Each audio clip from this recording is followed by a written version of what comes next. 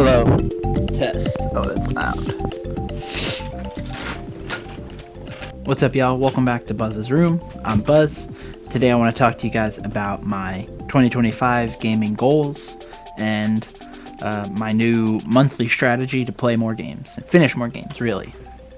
So last year, beginning of the year, I started out this Excel spreadsheet that I would track every single game I play, the day that I play it, and put some notes about it, put a little time and stuff, and it went great. Hey Otis, what's up, girl? And it went well until about the summer when I started to stop playing games a little bit and played a little bit more golf outside. So something that I've done to help keep me on the Excel spreadsheet is I actually added a tab for the golf that I play. I got a membership at my golf course that I like to play at, so I'm going to be playing a lot of golf this year. And I decided, you know what, let me just add a tab similar to how I game to track how I golf. And again, just to kind of track that stuff and see, like, how am I progressing? How is things getting better? So it'll be fun to kind of see how that helps me stay consistent with it throughout the year when I might want to click off it. What happened during the summer was I would play some games here and there, but I just wouldn't track into my spreadsheet because I stopped playing games more frequently. So this year, in order to keep that, I added the golf tab. And yeah, it's so far going well. It's only the 4th day of the year, but so far so good. Another thing that I am doing this year is I'm going to bring back that monthly challenge thing that I did last year. If you check my channel, you'll see there are a few videos about a monthly challenge.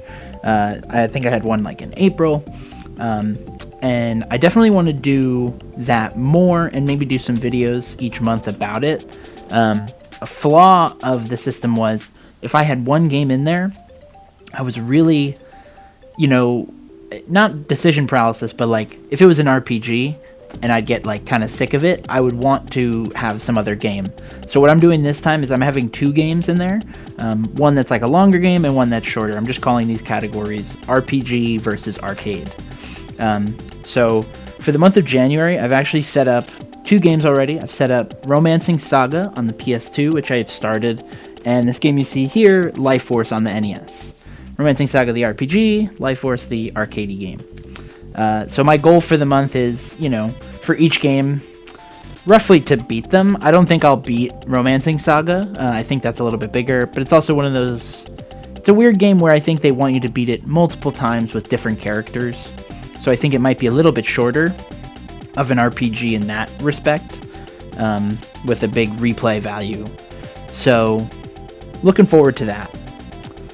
Something else that I'm doing is I have this whiteboard here that I'll show you guys in a second. I gotta kick Otis off, but I'll talk about it first.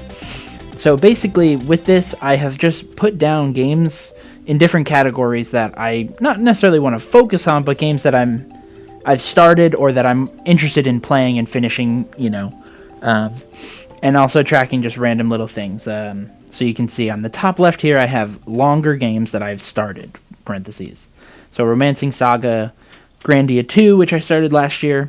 Evergrace, I put 1 and 2 in there. I started Evergrace 1. I also have started Evergrace 2 in an emulator. And those games are really neat, and I want to check them out more. And that'll probably be one of the RPG games that I put in my list for a monthly game. Next, we have Illusion of Gaia and Dragon Quest III on the Switch. I've started all 5 of these games, or 6, I guess, and definitely want to get into them more. So we'll see what 2025 brings. Underneath that, you can see Would Like to Play. I have games Lost Odyssey and Final Fantasy X-2.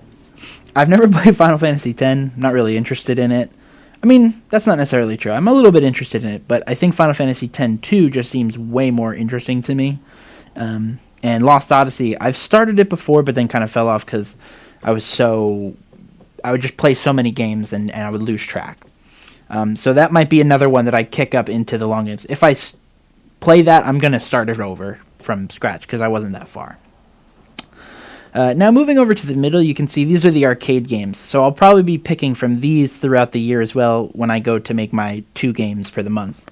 Up top we have Life Force, then Gradius Gaiden, which I was able to pick up physically in Japan last year, Spelunker on the NES, Bump and Jump, Twinbee on the Game Boy, Mushihime-sama on the Steam Deck, which is a bullet hell, Shadow of the Ninja, which is one of those new Tango Project games, and Wild Guns, which I also have on Switch. It's another Tango Project game.